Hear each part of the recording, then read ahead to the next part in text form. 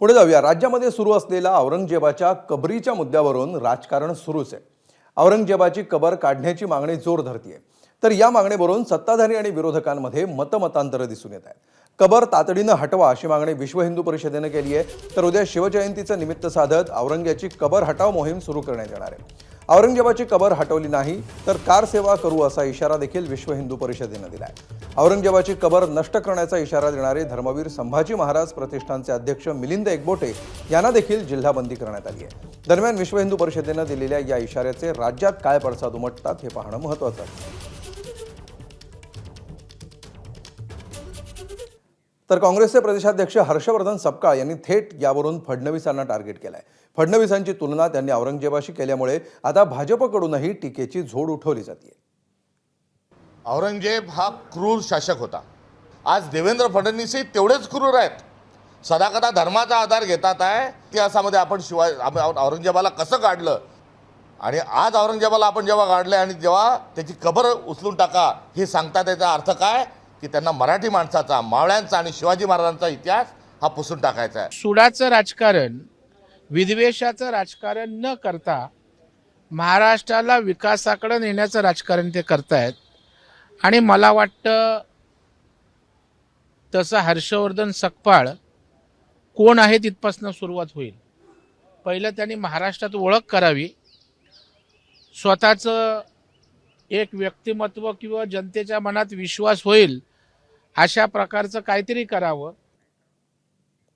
तर औरंगजेबाची कबर काढण्यावरून राजकीय नेत्यांनी देखील विविध प्रतिक्रिया दिल्या आहेत। त्यांची नेमकी काय भूमिका आहे पाहूया। कबर नष्ट करा ही मुस्लिम लोकांच्या विरोधात नाही आहे। मुस्लिम समाज, मुस्लिम धर्मीय लोक या लोकांना देव मानत नाही। मुस्लिम धर्मामध्ये कुराणामध्ये आक्रमण करणं, लोकांना लुटणारा राजाला स्थान नाही आहे किंवा त्या कबरीचं पूजन करायचं नाही असंही लिहिलेलं आहे। आम्ही अल्लांवर टीका नाही करत आहे, मुस्लिम धर्मियांच्या विरोधात नाही आहे।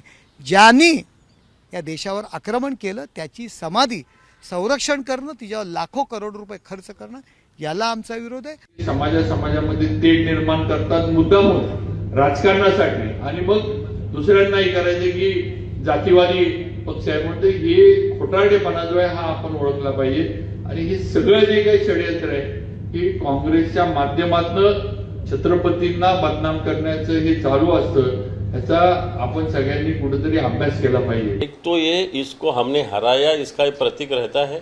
इस औरंगजेब को हमने इस महाराष्ट्र में आके भी उसकी कबर यहाँ हमने डाल दी, ये भी प्रतीक होना चाहिए। ये इतिहास तो हिंदुत्व के दृष्टि से तो मायने रखता है, ऐसा मेरा कहना है। तर महाराष्ट्र पेटवण्यासाठी काहींना सुपारी दिली याची खोचक टीका ठाकरेंच्या शिवसेनेचे खासदार संजय राऊत यांनी केली आहे। तर भाजप नेते आशिष शेलारांनी देखील त्यांना प्रत्युत्तर दिलंय। आम्ही लोकांच्या पोटावर आधी बोलतो, पोटात अन्न नाही आणि हिंदुत्ववाद करत बसलेला आहात तुम्ही। आणि तू अशा प्रकारचा महाराष्ट्र हा पेटवायला निघाल्यात काही लोक। अशानं या राज्याची राख रांगोळी होईल, हे राज्य नष्ट होईल छत्रपती शिवाजी महाराजांचं आणि बाळासाहेब ठाकरेंचं। हे राज्य नष्ट व्हावं असं काही लोकांना सुपारी देऊन भाजपमध्ये पाठवले का?